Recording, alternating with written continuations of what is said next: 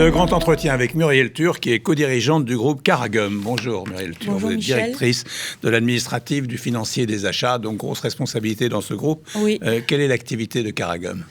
Alors, nous formulons et nous fabriquons des systèmes fonctionnels hydrosolubles, donc solubles dans l'eau, pour l'industrie agroalimentaire et cosmétique. Alors vous allez m'expliquer plus en détail comment ça fonctionne et à quoi ça sert. Quelle est l'histoire de l'entreprise ? C'est une entreprise familiale ? Alors, c'est une entreprise familiale avec 3 générations dans l'entreprise. Donc, mon père l'a créée, nous l'avons créée ensemble le 1er décembre 2000. Mais auparavant, mon père avait déjà eu des sociétés. Donc, j'ai toujours baigné dans ce milieu-là.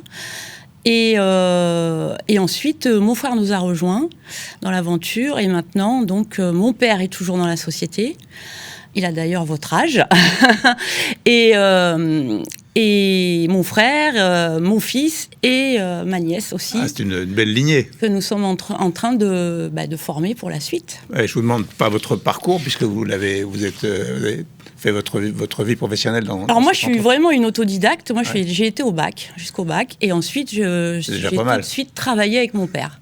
Ouais. Voilà. Et mon père, c'était son ambition vraiment de créer quelque chose pour ses enfants et la génération d'après. Et c'est ce qu'on est en train de faire. Quelle est la mission principale de Caragum ? Déjà, c'est d'être à l'écoute de nos clients. On a la chance de travailler à l'international à 90% de notre chiffre d'affaires. Donc, on est vraiment spécialisé à l'export. On a des clients qui font partie, on va dire, du top 10 de l'agroalimentaire, mondialement connu, des gros groupes. Et notre mission, c'est d'être toujours à la pointe, en restant flexible, rapide dans les décisions. Et ça, c'est vraiment une marque de fabrique et une marque de la famille. Est-ce que vous pouvez m'expliquer exactement ce que vous faites ?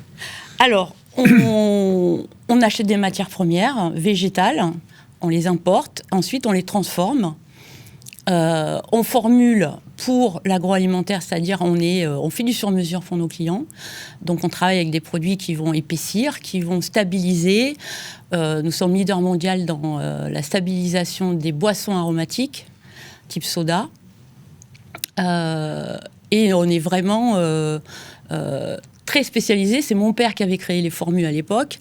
Donc maintenant, on essaie d'améliorer et on s'adapte à l'augmentation des matières premières. On essaie toujours de trouver une façon d'être toujours à la pointe. Mais alors, vous pouvez m'expliquer encore plus précisément.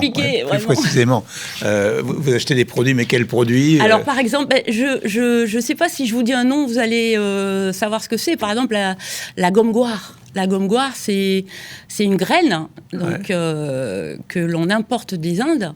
Et la gomme goire, c'est E412, par exemple, sur un emballage. Et c'est un épaississant naturel. Voilà, et on s'en sert pour épaissir les sauces. On s'en sert aussi dans la fabrication des plats pour nourrissons. Voilà, c'est un épaississant naturel. Alors ça, c'est une chose que vous avez découvert. C'est vous, dans votre entreprise, qui a découvert ce... Ça fait très longtemps qu'on connaît ces produits. Voilà, ce sont des produits très connus. Après, on le sait, effectivement, les matières premières végétales, ça subit des hausses en permanence, les problèmes climatiques, les problèmes géopolitiques. Donc c'est vrai que parfois, il y a des industriels qui se tournent vers des produits, on va dire, moins naturels. Mais nous, c'est naturel. C'est toujours, que du naturel. Alors, ces matières premières, il faut les connaître, il faut les trouver, il faut pouvoir les acheter. Voilà. Et il faut sourcer, effectivement. Et puis, il faut toujours rebondir quand il y a des hausses, quand il y a des pénuries. Il faut toujours rebondir pour toujours trouver le fournisseur. Donc, nous, on travaille avec des fournisseurs depuis très, très longtemps, toujours les mêmes. On essaie de fidéliser au maximum pour sécuriser. Et parfois, quand il y a eu des pénuries, on a dû s'adapter, voilà. Alors, vous avez cité une matière première. Oui. J'imagine combien il y en a dans votre... Dans notre... Chez vous. Il y en a beaucoup. Il y a les carragénanes, qui sont des algues marines que l'on trouve aux Philippines. La agar-agar, qu'on trouve plutôt au Maroc. La gomme caroube, qu'on trouve dans le bassin méditerranéen. La gomme tara, qu'on trouve au Pérou. La gomme arabique, ça, l'Afrique de l'Ouest. Voilà, la gomme arabique, c'est déjà plus connu. Et ça, c'est l'Afrique de l'Ouest. Et à chaque fois, donc, c'est pour améliorer les produits, ouais. Pour les rendre plus durables, pour... Ça a plusieurs fonctionnalités. Ce sont des stabilisants. La gomme arabique va stabiliser, par exemple, une boisson. Quand on veut mélanger de l'eau et de l'huile, on met de la gomme arabique pour permettre le mélange, pour que les fabricants de boissons puissent après introduire leurs ingrédients. C'est aussi un travail de chimiste. Ah oui, ouais. oui, on a un labo de recherche et développement et on travaille effectivement tout le temps sur la fonctionnalité des produits. Ouais. Alors, on va voir les chiffres de votre entreprise avec Virginie Mas et on se retrouve juste après. Créée en 2000, l'entreprise Caragum travaille avec une équipe de 30 salariés. Présente dans 60 pays, la société possède 2 sites de production. En 2024, Caragum a réalisé un chiffre d'affaires de 28 millions d'euros. Elle souhaite atteindre les 50 millions d'euros de chiffre d'affaires d'ici 2030. Votre objectif, c'est d'atteindre un chiffre d'affaires de 50 millions d'euros, ce que nous dit Virginie, donc c'est évidemment considérable. Vous êtes en croissance continue. Oui, encore. Le dernier bilan le montre encore. Ouais. Et à quoi servent les systèmes stabilisants, vous nous l'avez dit, et qui sont vos clients ? Alors, nos clients, ce sont des majors de l'industrie agroalimentaire. Alors, je ne peux pas tous les citer parce qu'on a un devoir de confidentialité. Mais voilà, ce sont les petites bouteilles rouges, par exemple, qui sont connues. Et les aromaticiens aussi très connus dans la parfumerie, dans les boissons, etc. Quelle est la place de l'innovation ? Elle est primordiale. Parce qu'on a de la concurrence. Alors, nos concurrents sont souvent beaucoup plus gros que nous, mais ils sont moins agiles. Tandis que nous, on est petits, on est vraiment une entreprise à taille humaine. Petit, enfin, chiffre d'affaires 50 millions, c'est pas minuscule. Oui, mais en général, on est 30 salariés. Ouais. Et nous, on va très vite, on répond rapidement. Ouais. Voilà. Donc, et ça, c'est vraiment ce que mon père tenait depuis toujours. Il tient à ça. Il nous le dit tout le temps.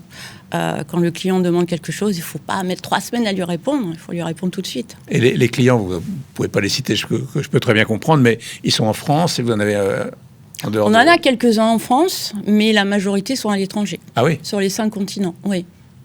Depuis toujours, vous avez eu ça a été naturel. On est bilingue espagnol, anglais, donc c'est vrai qu'on a cette facilité à aller à l'étranger. Et puis on se rend compte que c'est simple aussi de travailler à l'étranger, à l'export. Oui. Ouais, parce qu'ils sont curieux, ils font confiance.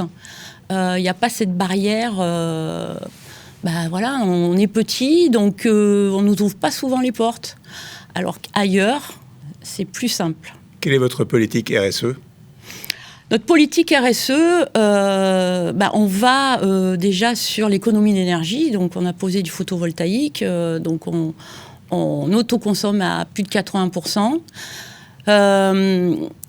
Tout ce qui est emballage, on essaie d'aller sur de l'emballage maximum bio, tout ce qui est film étirable. Et petit à petit, on essaie de diminuer notre empreinte carbone. Quelles sont vos certifications ? On est halal. On est Cacher, on est ISO 22000 et bientôt on sera FSSC 22000. Donc il vous manque rien ? Non. Quels sont vos objectifs à court et moyen terme ? Vous êtes basé près de Marseille. Ouais. Notre objectif là très présent, c'est ouvrir notre 2e usine. Certainement en 2026, on va pouvoir déjà la mettre en route. Au même endroit ? En Anjou. Ah oui. Voilà. Donc, oui, c'est grand écart. Voilà, et donc là, on va vraiment mettre en avant la gomme arabique. Voilà. Qui a un avantage, qui a un plus gros marché, qui a un marché avec du volume. Ouais. Et c'est un produit tellement beau, qui est connu depuis la nuit des temps et qui a des propriétés magnifiques. Et votre rêve à vous ? Mon rêve ? C'est de transmettre une société pérenne et à nos enfants. Que la famille turque continue. Voilà, c'est ça. Chez Caragum. Exactement. Merci beaucoup. Merci Michel.